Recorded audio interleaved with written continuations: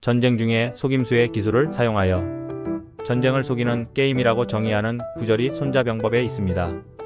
바로 병자궤도야입니다.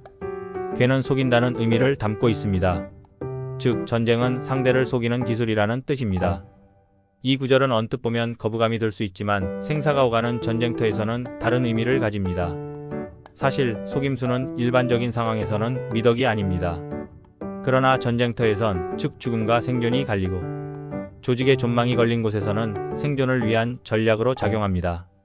병사들의 목숨을 지키고 승리를 쟁취하기 위해서는 때로는 속임수도 필요하다는 것입니다.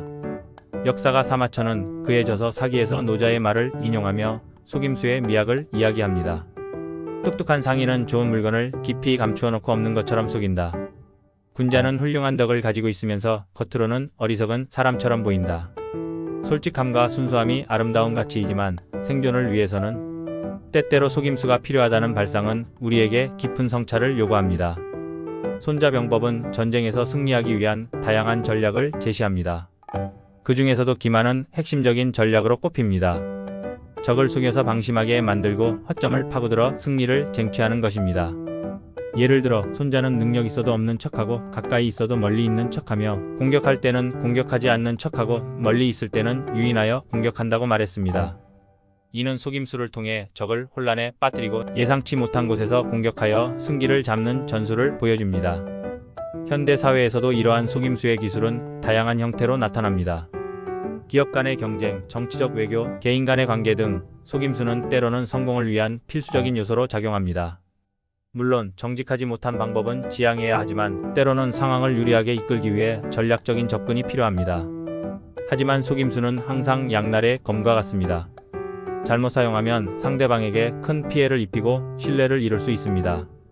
따라서 속임수를 사용할 때는 신중해야 하며 윤리적인 기준을 잃지 않아야 합니다. 속임수는 목적을 달성하기 위한 수단일 뿐 그 자체가 목적이 되어서는 안 됩니다. 병자궤도야는 전쟁을 속이는 기술입니다. 하지만 속임수에는 책임이 따릅니다.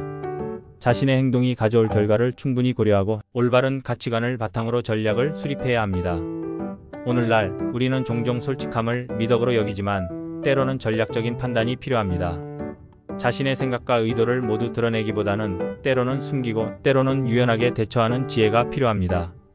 손자병법의 병자궤도야는 우리에게 전쟁뿐만 아니라 삶의 다양한 측면에서도 지혜로운 전략을 제시합니다. 자신을 감추고 상대방의 허점을 파고드는 전략은 생존과 성공을 위한 중요한 도구입니다. 하지만 그 이면에는 책임감과 윤리적인 판단이 반드시 함께해야 한다는 것을 잊지 말아야 합니다. 우리는 이 구절을 통해 단순한 승리를 넘어 진정한 지혜와 리더십의 의미를 되새겨 볼 수 있습니다.